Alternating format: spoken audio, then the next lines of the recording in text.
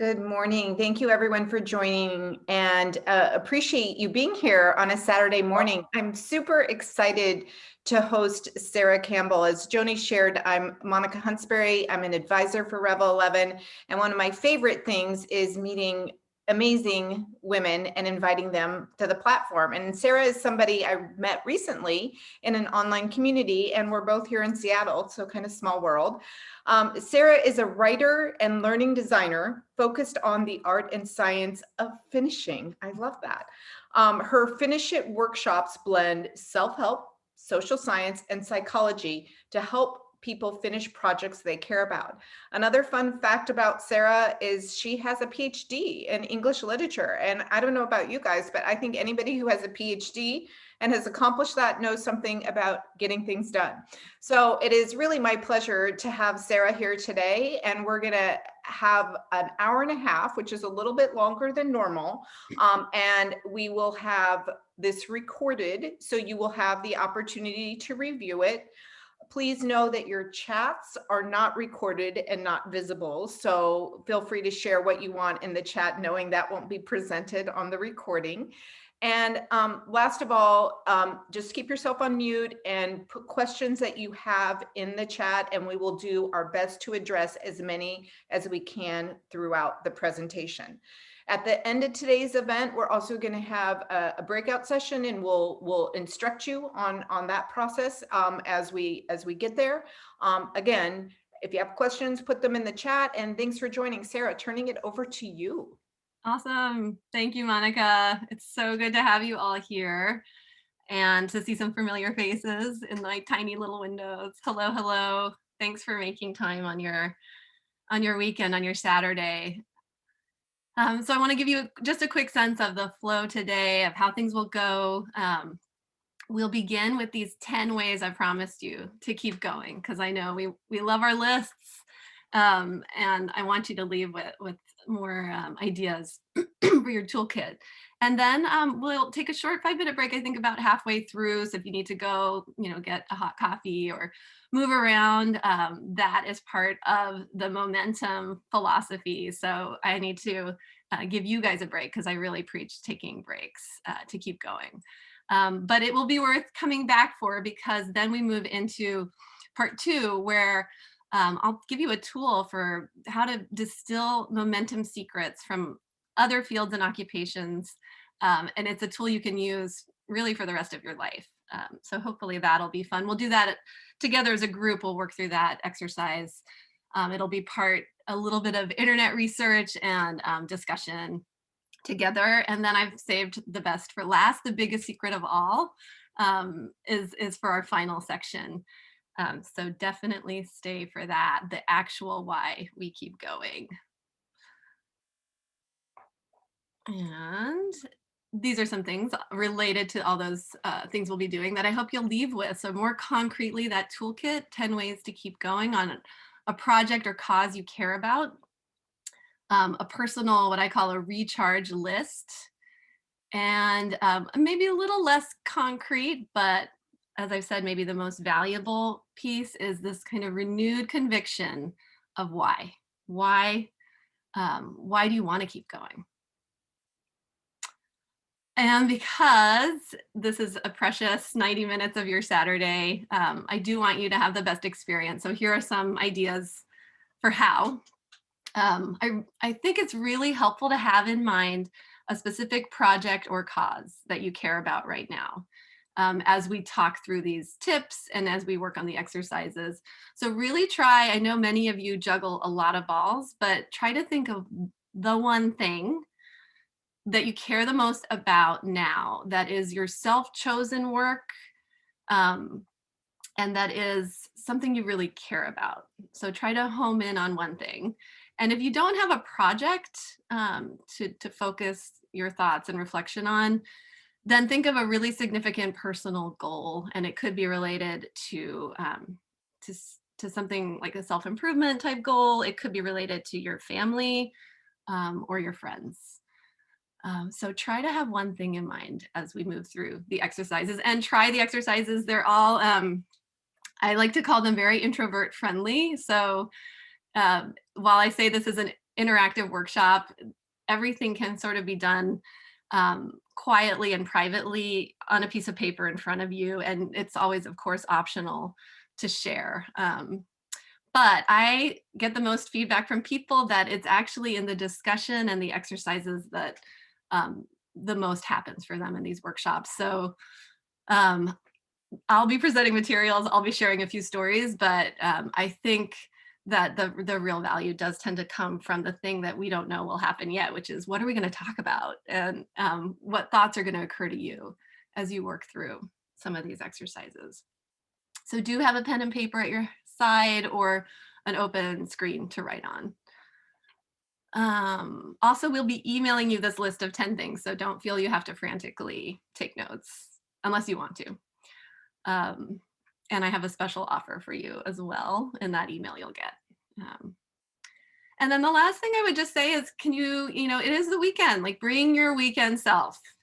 So just try to imagine, I mean, there are some friendly faces in this crowd. I can see some actual old friends of mine, but I want to invite you all to just pretend you're my old friend and I'm your old friend. And we can really skip the small talk here and just get to the heart of some really meaty things that we care about. So drop your thoughts, drop your wisdom in the chat, and questions and comments, disagreements. If I talk about a strategy and you're just like, that has never worked for me, like, let's hear it, because I do think one of the things that I want you to leave with too is that none of this stuff is static, that it can work really well for a year. And then you realize, a pandemic hits and you're suddenly like, wow, all my ways of maintaining enthusiasm and momentum aren't working so well anymore. And Sarah, with that, I do want to read a few comments from the Sure. chat to your question. There's a lot of comments that say, I can't remember the last time I felt charged. It's been years. Mm. Feeling fully recharged now, having listened to the first speaker of the Food Revolution Summit. That's interesting. Awesome. My last vacation, February 2020. Mm. Feeling fully recharged a long time, but this morning an essential workout. I love that. The last time I felt recharged was probably after a long chat with a good friend. And again, I don't remember feeling fully recharged in a long time. So great question, and thanks for sharing to all of you who Thank you. commented. All right. Well, before we jump into new ways for you to recharge, a little bit about me. I've been a learning designer for the past 10 years of online learning for adults, but I'm also a writer. So that's shown up in my life in a couple different ways. I've written poetry chapbooks and I've made radio pieces about poetry. And most recently in the last 10 years, I do science writing off and on. From a non-specialist perspective, and I've covered topics from soft robotics to genomics. Most recently, I've written about Alzheimer's disease. So that keeps me recharged if anxious as I'm writing the pieces. I do actually get a huge boost from tackling topics I initially know nothing about.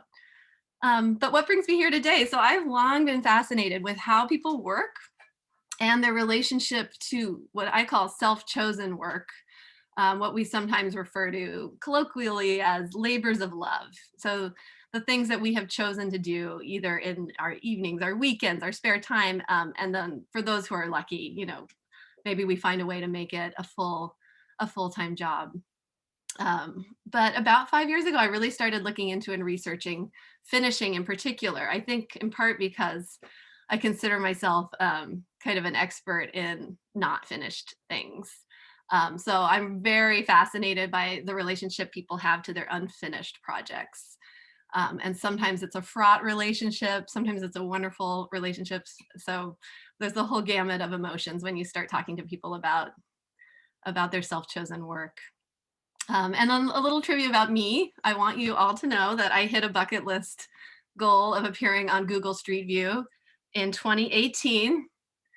And because I know you're dying to see the evidence There I am. I exist, everyone. And I can't really explain why this thrilled me. Um, it was almost as if I didn't feel like I was part of my neighborhood until I appeared as a fixed figure on a public map. But like any fixture in the cloud, I was fleeting. And last I checked, it's been updated, and I'm already gone. But one of my moments. So let's talk about finishing a little bit. Even though we're focused today on just the middle part, the keeping going part, um, I did want to share some ideas I've come to as I continue to be fascinated with the concept of finishing things. So I've been working on something I call Finish It, which is a workshop like this. It's some essays I've written and unfinished books and an Instagram page. And I've come to believe that there really is no silver bullet to finishing, and that it's a distinct process for each person and each project. But that said, I do believe like most challenges fall into these three building blocks, as I call them. So time is deciding when to do your work. And the plans you have about what will happen when you arrive at your workspace versus the reality. So how you actually work once you sit down at your desk or enter your studio room or your craft space or your meeting area. And then there's momentum. Momentum is all the things that contribute to you keeping your project moving and making progress after you've started. And that can be everything from your habits to the environment you're working in, to the head games you play with yourself, to other people helping or not helping. And then there's belief. And when I say belief, I mean two things. So I mean, and they're both about relationships. So the relationship you have to yourself, and those waves of self-doubt or self-confidence that accompany us when we're moving through a project. And then the second is, how you believe your project will impact other people. And if you're meeting a need in the world, that comes into play too. So your sense of meaning. And today, as you know, we're going to be focusing there on that, mostly on the second piece, momentum, how to keep going. But at the end, we'll also touch on belief. So momentum, what is it? It's actually a physics term. And in one general sense, it just means the force that keeps an object moving, or the quality that keeps an event developing or making progress after it's started. And I expand that to include, as I've said, like habits, environments, tactics, tricks, inspiration, gentle reminders, the whole like psychological infrastructure that contributes to your ability and desire to keep making progress after you've started something. And then, we have to kind of talk about this moment right now that we find ourselves in, where burnout is such a buzzword in a sense, but it's for real, right? We just know, and I don't need to tell any of you about how it's really at an all-time high. People are working, they're homeschooling while they're working, and just all that stress of the pandemic has had a huge impact socially and on our mental health. So I'm interested in finding out more about how it's impacted, these self-chosen projects that we care about, but we may have less bandwidth for right now. So let's begin with these 10 ways. I'm sure you've heard some version of this, but basically one thing to try to do is to say yes to your one thing, one project at a time, right? As best you can, by saying no to other things. And so I want to just, of course, recognize that we have non-negotiable life and work responsibilities that we can't say no to. But in those other little extra pockets of time that you may have available, how can you make this one thing that you want to move forward, that you care about, your one priority? And the answer is usually that you have to say no to everything else that you can. Saying no feels awkward for a lot of us. It feels hard. I think these two reframes are really positive in case you just need to kind of shift how you're thinking about your no. So, there's that one from a friend of mine, and I'm sure it's shared and said by many, but saying no now means that you're able to say yes to something else, right? Whether in the future or even in the week you have right now. Um, and then the Diane von Furstenberg quote is good. Saying no is making a decision. It's being in charge. Um, I think too, I like the mantra, saying no is a complete, or no is a complete sentence. So often I think we feel we need to give a lot of reasons or explanations as to why we're saying no to someone. But no is a complete sentence. And I also think of it like lifting weights. It really is a muscle you can build up, and it gets easier the more you do it. And again, if you have addendums, thoughts, questions, comments, tips to share with the group along the way, please drop those in the chat. So number 2, and these are not in any order, I should say, other than some of them I've grouped towards the beginning because they're about the earlier parts of a project maybe, but really they're not in any prioritized order. So 2, keep a map at hand. So what do I mean by that? I'm speaking metaphorically, but I mean, it's a project plan, right? Connected to time, to a calendar. And that you do want to, where you started. It's good to remember when. Sometimes that's helpful to be like, wow, I've been working on this thing for 2 years. I must really care about it. And I can't believe it's been 2 years. And then, this map is going to show you also where you are right now and where you want to end up. Again, linking it to time. So saying, hey, in 6 months, this is where I want to be. And then having interim milestones along the way. So that in my little drawing, that's like the F and the M and the R on your way to Z. Those are so important because, they'll help you to know when you hit them that you're headed in the direction you want it to go. And you may change that along the way for sure. But they'll give you energy. And that's even more important, I think, is you need those little interim points to feel like I've actually finished some small thing. So even if the larger thing isn't done, those little smaller finishings can give you just a huge, huge boost. And this is a little bit related, and at times it contradicts the previous one, but work with me and my metaphor on this. So I took a wilderness safety course a few years back, and they really emphasize that if you want to hike alone, you have to tell someone where you're going, and then you have to go there. You can't decide halfway through your hike that you want to go somewhere else. I mean, you can, but for safety reasons, they recommend against that because if you don't return on time or someone needs to come rescue you, people are going to go look for you where you said you were going. And so they'll say, put a note on your windshield in the parking lot. So if you change your mind, like the most recent news they'll have of where you plan to go is something they can find. And the way I translate this for you all is I do think like working on a long haul project is a little like hiking alone in the woods, right? It's different, but you still, you do need to tell someone where you're going because you'll get a kind of support from that, from saying out loud what your goals are. It's just a powerful way to create accountability.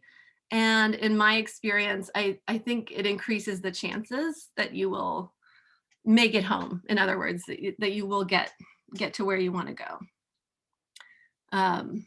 So here are some ideas, find a partner or group to check in with regularly.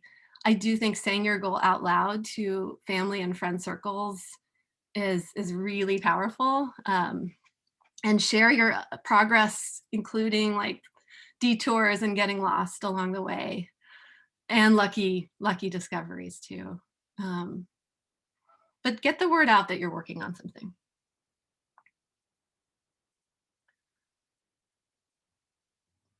I see a question or a comment from Gareth that I actually will touch on that in a little bit. But he says in the chat, with the pandemic, he feels even more pressure. Like, why am I not using all this time? Like, I don't have a commute anymore, no work travel. Like, why am I not using it to greater effect? And I think that internal dialogue we have with ourselves actually is a part of feeling burnout. So thanks for mentioning that, Gareth. I will be talking about that a little bit more in a short while. So strategy number 4, take the next step before you're perfectly ready. So there's a thing called the 80-20 rule, which is used in a lot of different ways, but I do think it's a useful rule of thumb that if something is 80% there, and that's a loose way of, trying to do a rough back of the napkin idea in your head of like, how ready do I feel? But that 80% there is good enough. Just jump in and take the next step in your project. And if you still are thinking, but I'm not ready, I need to take more classes, I have to, I need many more hours in my week available. Yes, sometimes that is really actually true. But if something in you is wondering if it's true that you aren't ready and you need a little extra nudge, I think these 2 quotes from Elise Kripe are just super galvanizing. So she says, here's the bad news. You are unprepared to do something before you've done it. Here's the good news. It doesn't matter. And she also says, if you're waiting for someone to give you permission, I'm giving it to you right now. And sometimes we do just need to hear those words that you are ready and you have permission. Okay, so this is an obvious one. We all know it, but what do we really do in practice when it comes to taking breaks? I think that in the midst of like a really complex and exciting project, some people forget to take breaks. And then when we do remember to pause, it can be really habitual and we turn to the same 1 or 2 quick ways that we have to take a break. I am known to just go straight for my coffee, maybe a walk around the block. Those are great for me, but I forget, like there's so many other ways I can lift my energy. And so that's what our next exercise will be about, is kind of expanding our list of how we recharge. Before we do that, I wanted to share this quote from Blair Braverman. She drives a sled-dog team in Alaska. And she says, she described how sled dogs run really hard every time they hit the snow. And that their problem is that they never know how far they'll run, so they don't pace themselves. As their trainer, she helps them with this. She helps them pace themselves by front-loading rest for them. So before they get fatigued, she creates, a stop and brings them over to a rest area, makes them drink, eat, and rest. And she says, it's easier to prevent fatigue than it is to recover from it later. And I think, again, thinking metaphorically, what does that mean for us? How can we anticipate and know ourselves enough to know if I keep up at this pace, I am going to tap out in a more fried or devastating way than if I took a break earlier.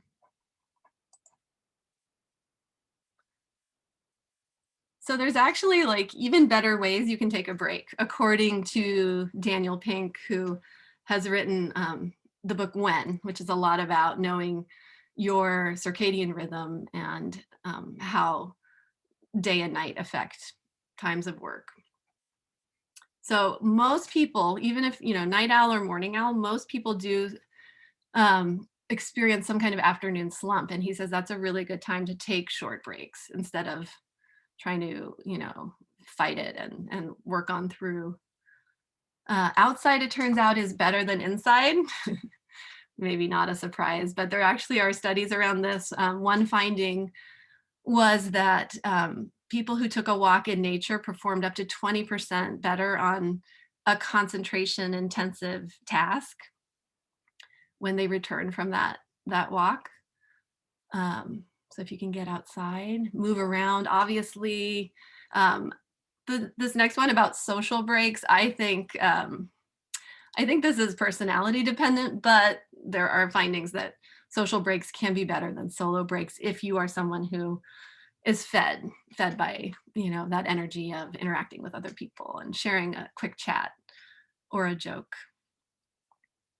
Napping is a great boost to memory and immune system, but there's, I guess, better ways to nap or not that we all learn. So his recommendation is 10 to 20 minutes if you can kind of keep it on the shorter side. And then obviously things we've heard, things like disconnecting from your technology when you're taking a break. And if you're having a meal, don't have it in your workspace. So let's work on our recharge list for ourselves. This is our first writing exercise. So get your paper out or your screen open. And this should be pretty easy and fun to think about. List 5 to 10 ways that you recharge when you feel depleted, or you just need to step away, from your work, your desk, your space. So for these, and this literally will be a list, I hope that you can hang it somewhere, the back of a cupboard or the side of your fridge, just to remind yourself that there's more than 1 or 2 ways to take a break.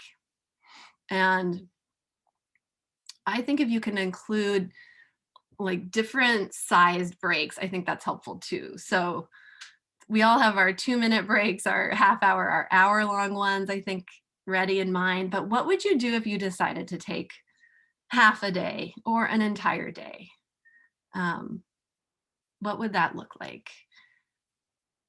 So just to kind of warm up your thinking, I'll share a couple of mine. I like to visit my houseplants, take a little walk around and check in on them, see if there's a new leaf. Obviously music, I like to play a favorite song. If I'm writing and need writing inspiration, I have a file folder on my laptop where I go and read some great writing. Even just a paragraph or 2 is sometimes enough to feel inspired. And then of course, everyone's favorite, I like to take a walk. So take 5 minutes now to create your recharge list. So what do you do when you feel depleted?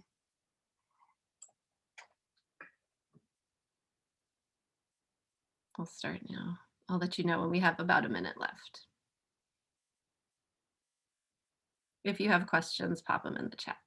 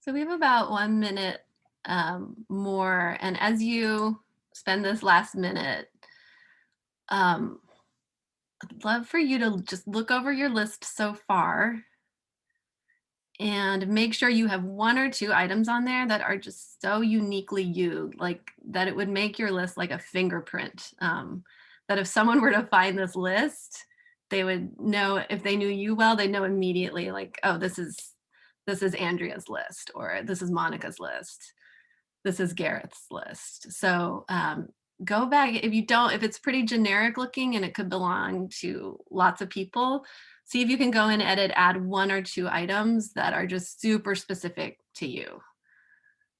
So for example, right now I'm really digging that old song, Xanadu by Olivia Newton-John. And for me, like circling the block listening to that is just like this huge mood boost.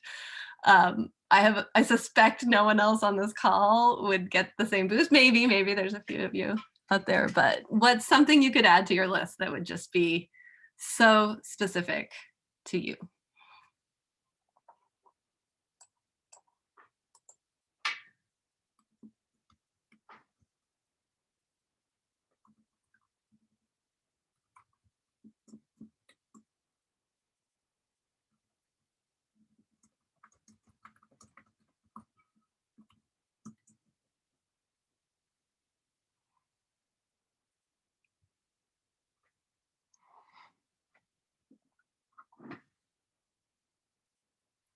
Okay, if anyone wants to share one of your recharge list items in the chat, I'd love to see what some of them are. The more idiosyncratic, the better.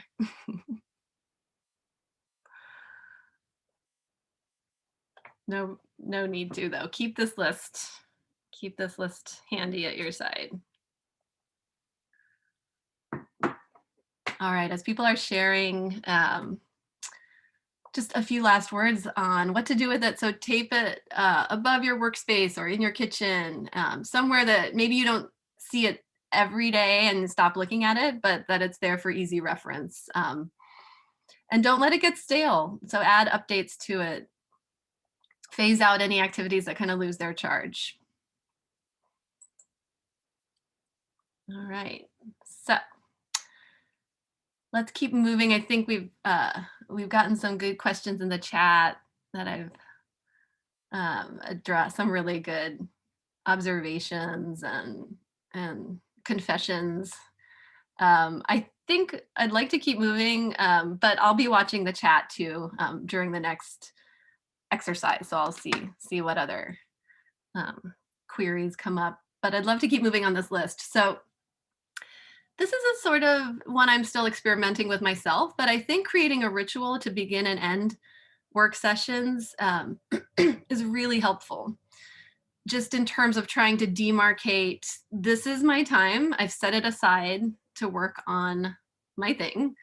And the image I have is my workspace here, and you maybe can even see those lights behind me, but I turn on that little string of lights at the beginning of every work session, and then I turn it off at the end. And there's just like this interesting psychological bookmarking for me of that ritual. So I don't know what yours would be.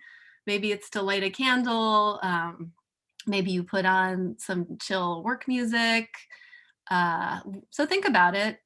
If rituals feel powerful to you, this could be a good way to, and I think especially in the time of so many of us, not all of us, but so many working from home, that anything you can do to create like structure to the beginning of something and the end of something else can be helpful.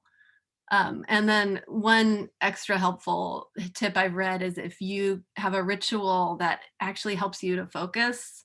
So for example, putting your phone in a different room when you start a work session, that's just a smart way to kind of combine a ritual with something that will help you get into a deep work kind of mindset. 7, give yourself some buffers. So this is kind of simple, and it's something that most people do, but it's good to remember um, that giving yourself an empty day in a work plan for, contingencies, things that go wrong, not feeling great, anything you can do to kind of build that into your plan or your map, take some of the pressure off. And actually, this might relate to someone's, I forget if this was Stacy. Someone wrote in the chat about how their issue is actually they take maybe too many recharge breaks. So this could be helpful for you, is instead of just kind of haphazardly taking your breaks, if you schedule them in and know that, okay, I'm giving myself 30 minutes, midday to just do whatever, and or at the beginning of the day, or like I'm going to give myself this time to just free read and think loosely and not in a focused way, that could help then with focus later. Strategy number 8, run a test. So by this, I mean, get feedback. It's just really important not to do your work, whatever that work or care cause, don't do it in a vacuum. And I know it can feel hard to put a rough version of something out into the world for someone to react to, especially if the feedback is like, whoa, I need to change a lot of things, or I don't know, that now it feels like I'm not moving forward because now I have to go and change course a little bit. I still think that ultimately the benefits of getting feedback and putting things out there, they exceed the downside. So doing that is a kind of way of maintaining momentum and knowing simply that you are moving along because you had something to share and get a reaction to. Ask for help before you need it. I think this one speaks for itself. But again, don't wait until you're in trouble. Anything you can do to kind of see things coming around the bend that you need help with, ask for it. And then likewise, support other people before they ask.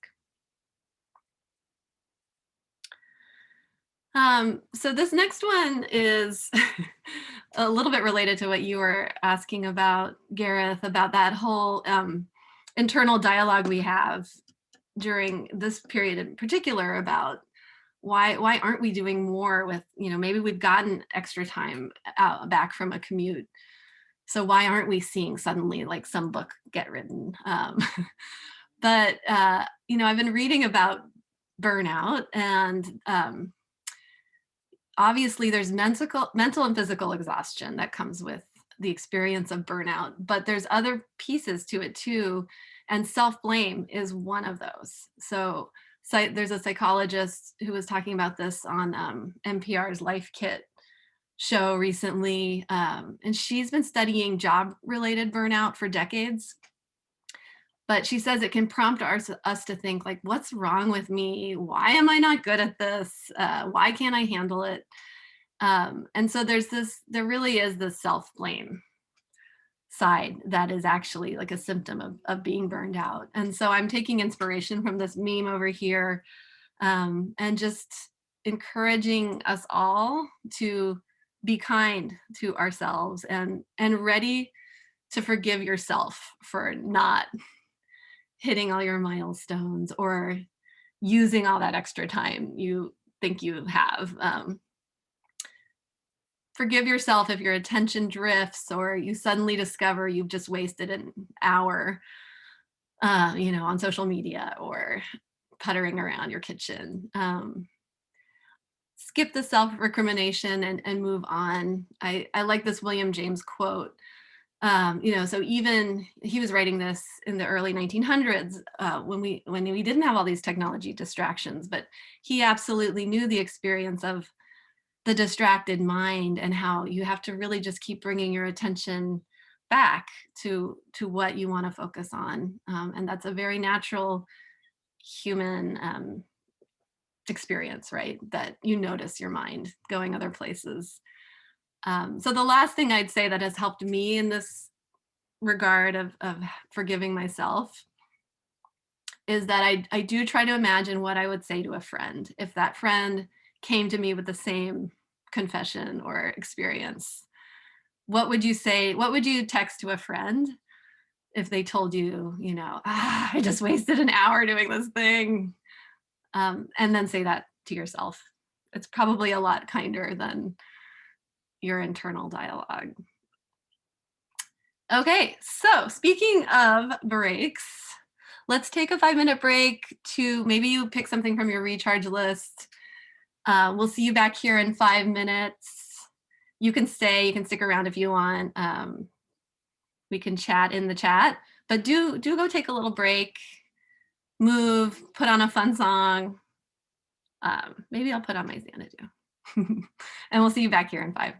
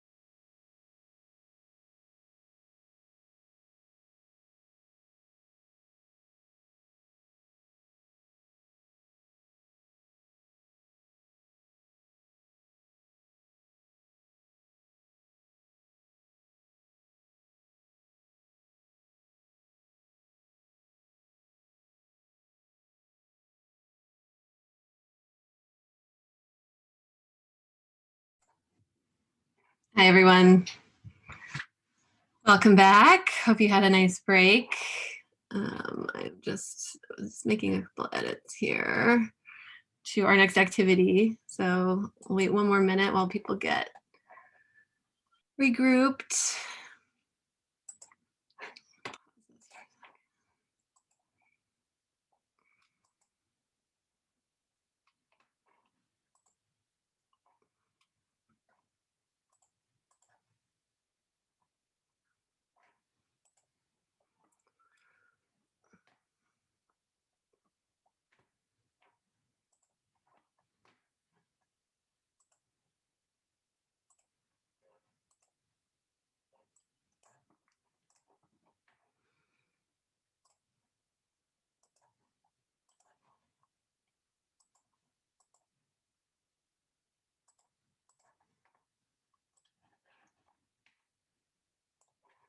Welcome back.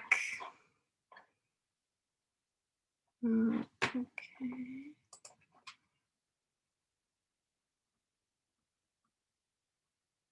We are at part 2. Hello. So, a tool for tapping other secrets.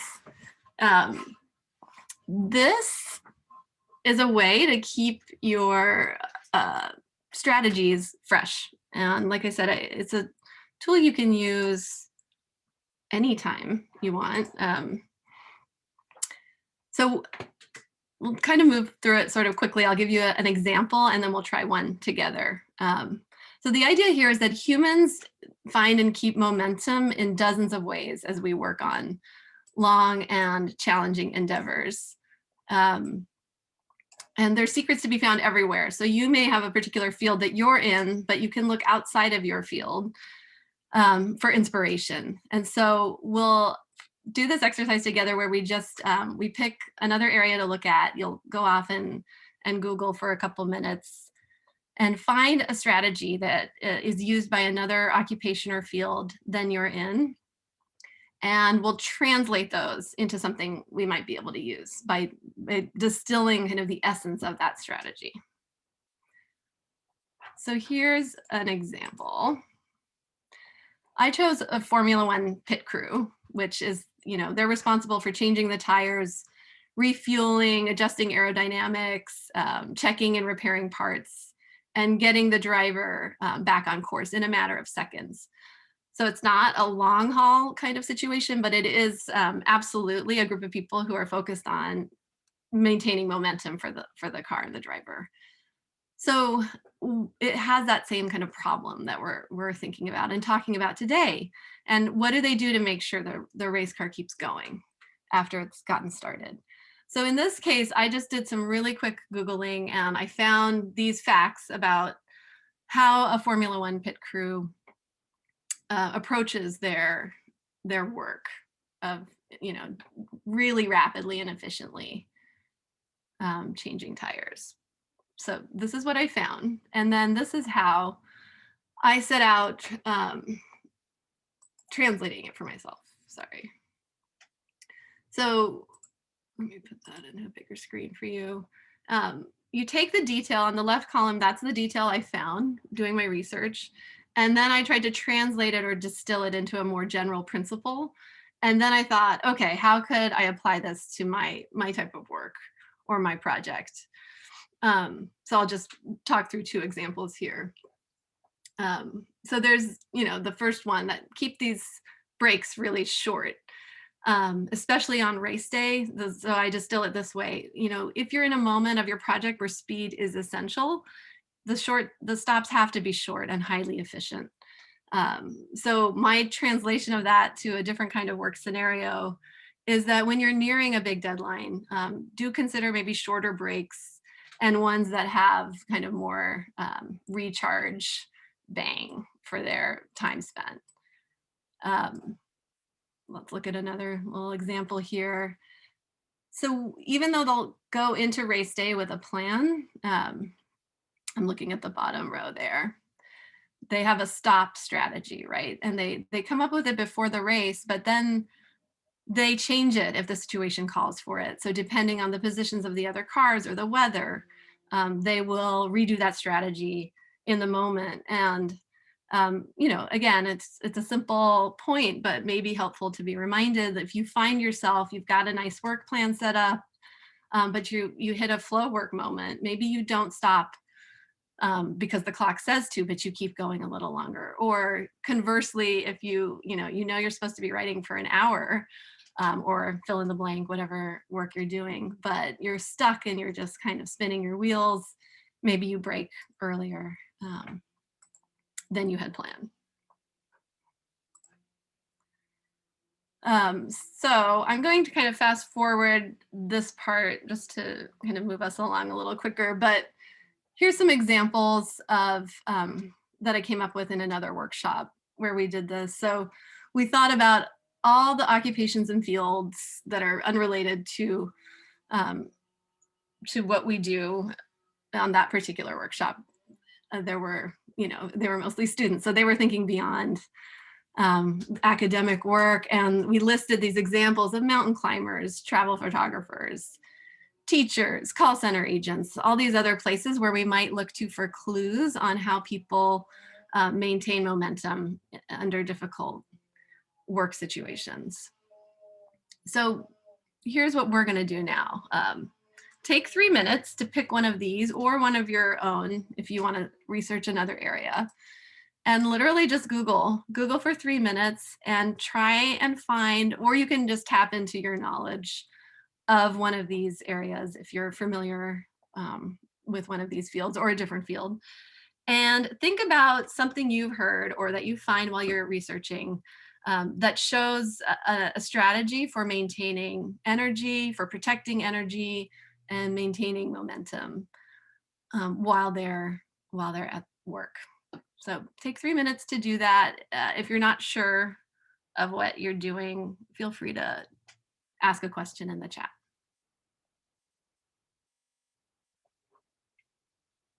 And you're just writing down details. You're not trying to translate them just yet.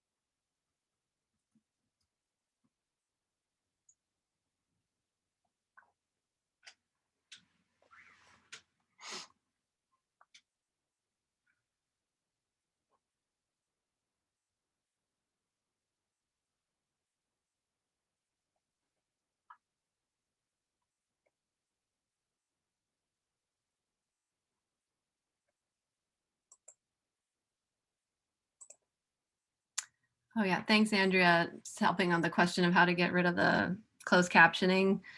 If you see a more word on your toolbar with 3 dots and you click on it, you should have the option of subtitle settings. And I guess there you can turn it off. Yeah. So, so maybe you've had a few moments to do a little research. let's, even if you're still looking, let's hear what people may have found so far. Um, you picked an occupation or a field outside of your area of work. What have you found? And then if you were to translate it into like a generic rule or principle that other people could use, how would you translate it? So here's an example from, again, from another workshop. Um, Someone Googled teacher strategies for energy and voice management, and they found that there's the advice to not go too strong, too fast, but keep a steady pace so that you can maintain toward the end. And for her, that was a helpful principle she could think of translating to her own approach to how she works. So anyone else want to share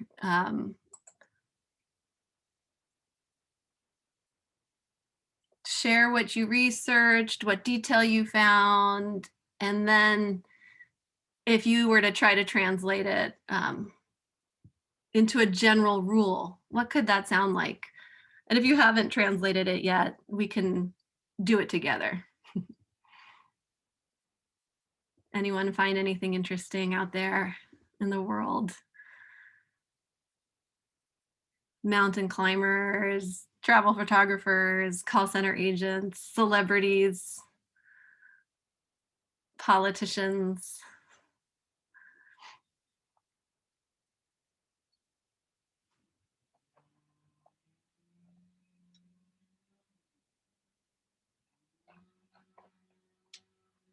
Okay, Shannon's sharing something, how athletes approach training before a big meet. And she's translated it. Great. Thanks, Shannon. She says, her translation is don't go all out right up until a big milestone, but take a break to recharge right before. That can be hard to do. Noelle looked into long haul truck drivers.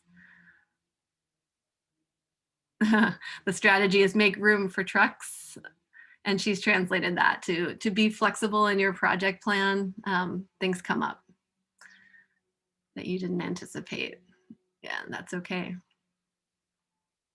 Nathan looked into mountain climbers. He says he found something written for leaders that drew on mountain climbing. So it was already a little bit translated. And the advice was to pick only one initiative as your current climb so that ambition doesn't undermine focus. So a little like that first strategy of pick one thing. Cool. Thanks for sharing, you guys. Keep sharing if you want in the chat. And somewhere you can take this is, you don't have to do it right now, but think about if you see a principle you like or hear one in the chat today, could you make a promise to yourself that the next time you notice, fill in the blank, that you're going to promise yourself that you're going to try that principle? Oh, cool. It looks like there's more findings coming up.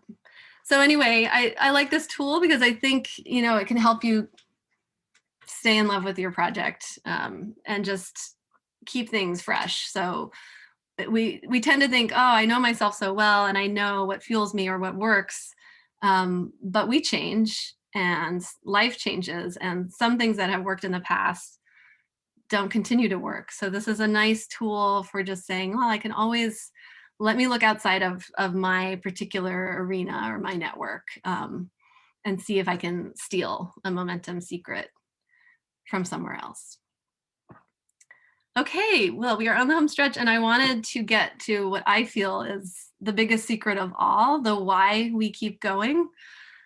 I've talked about how belief is a big part of momentum, and that it's, both our relationship to ourself and periods of self-doubt, but it's also our relationship to other people and what we believe about that someone somewhere in the world needs our project to make it into the world.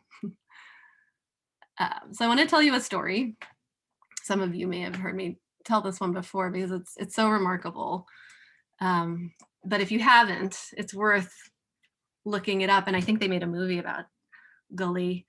But Gully, and I can't say his name, so I've put it on the screen there. But I can say Gully, so I'll refer to him familiarly.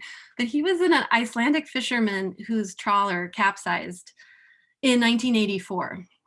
And the rest of the crew died quickly in the North Atlantic waters. And he somehow miraculously managed to swim 6 hours in water temperatures that should have killed him after 20 minutes. I think the air was 2 degrees Celsius and the water was 6 degrees Celsius.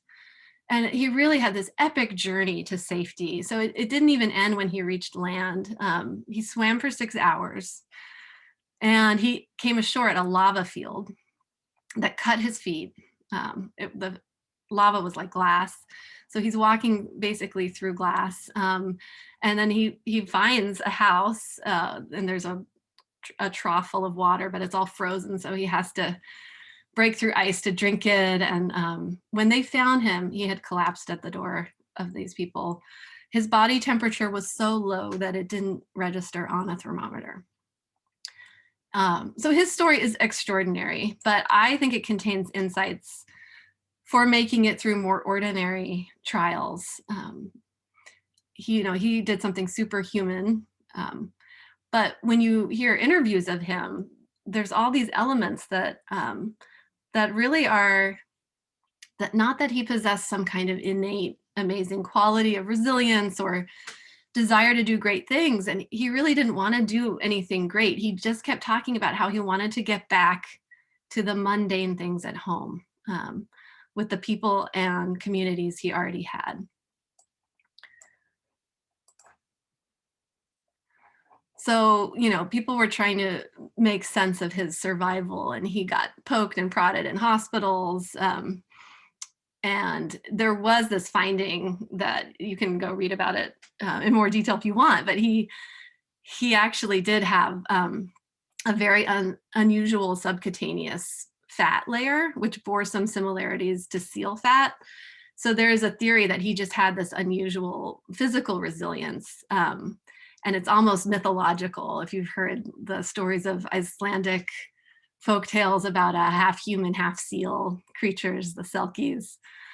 But again, I kind of zero in on the very normal details of his account. He said he talked to a seagull while he swam.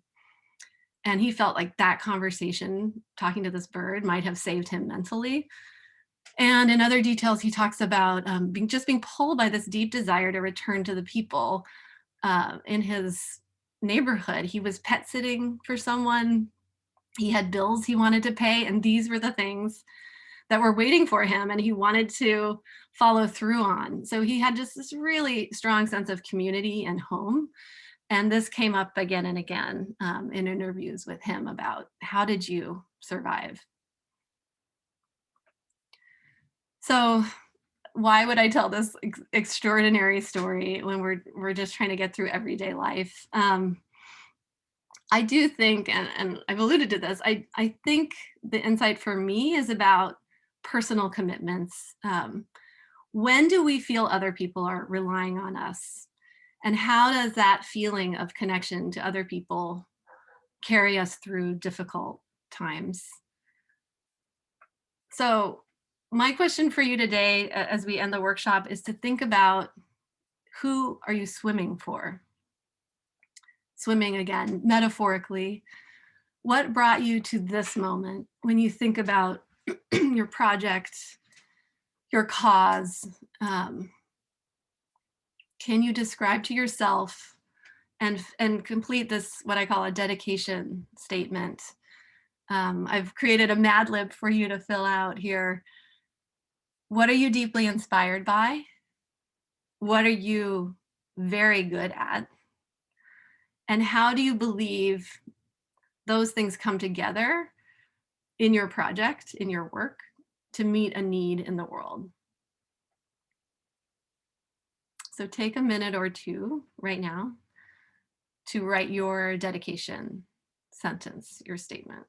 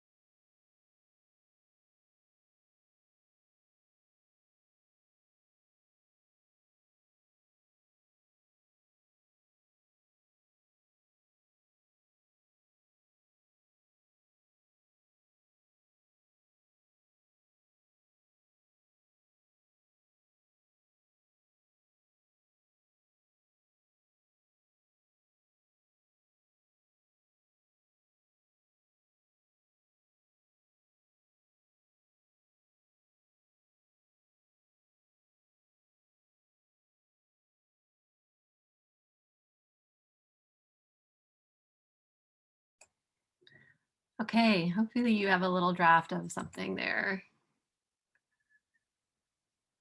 So now just take a moment to think legacy. And I know that's a big word, um, but I want you to go big and go crazy right now. When you think about your dedication statement, what could happen if you keep going with your project, your cause? What could be the legacy of that? And I want you to go beyond modest dreams. So could it change policy? Could it spur, a culture change? What's the biggest, most crazy thing you can imagine coming out of the thing you care about and the work you're doing? Now just take a minute to think about that in your head.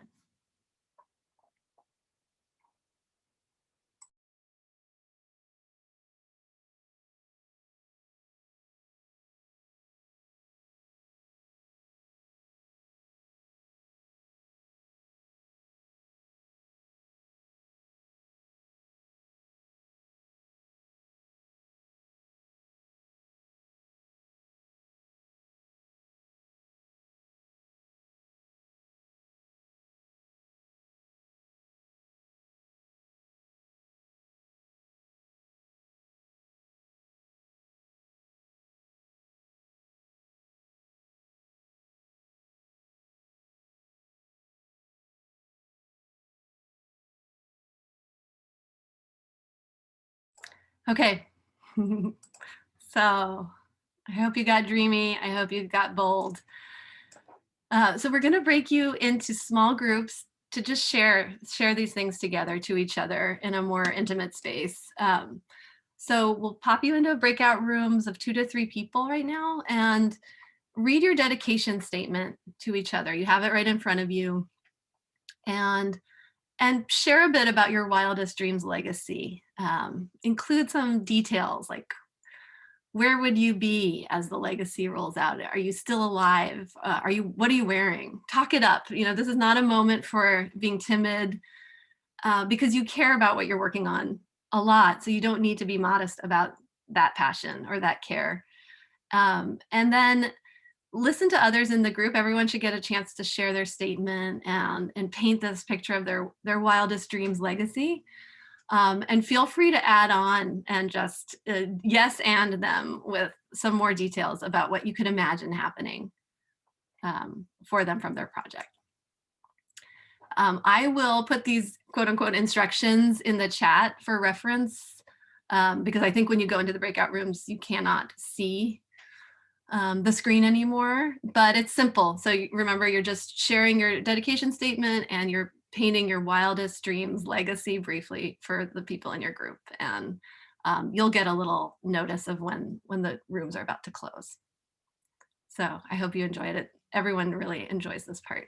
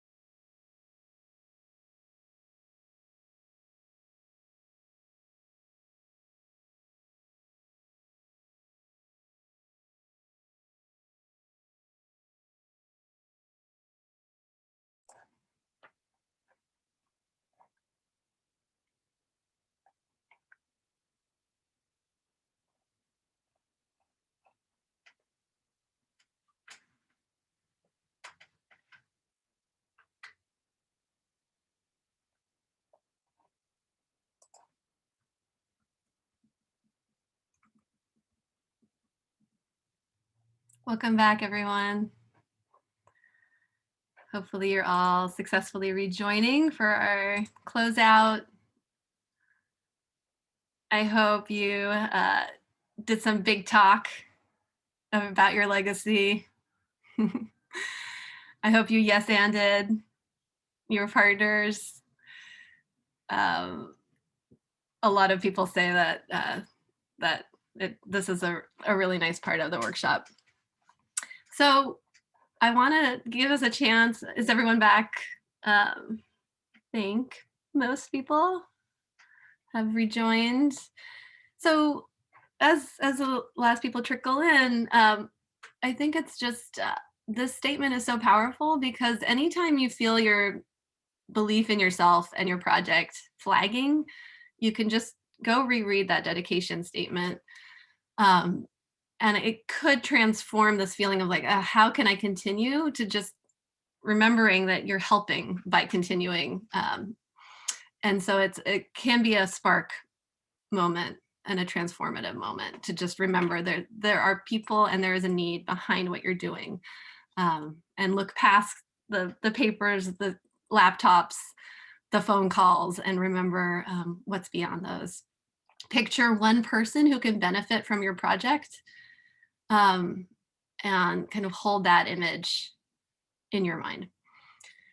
So great. I think we are almost at time. I would love if anyone wants to pop into the chat how that was for them. But I know that Joni from Rebel 11 has a few parting words for you. And I just want to thank you all for coming, for being part of this, and stay in touch. We'll have some connection and links in the email we send you for you to stay in touch. Thank you so much. And Joni, feel free to. Sarah, for joining us today and for all the time you took to put together these tips. Look for an email from Joni, everyone who joined today, with some follow-up from Sarah, as well as a special offer. And I just want to say, I hope that you found an opportunity to commit to something today for yourself and your future and your legacy. Joni, anything else? Thank you so much for joining us today. You can check out all of our events on rebel11.com. There's some really exciting topics coming up and a lot of diversity. And so go to rebel11.com and sign up. Thanks so much. Enjoy your day.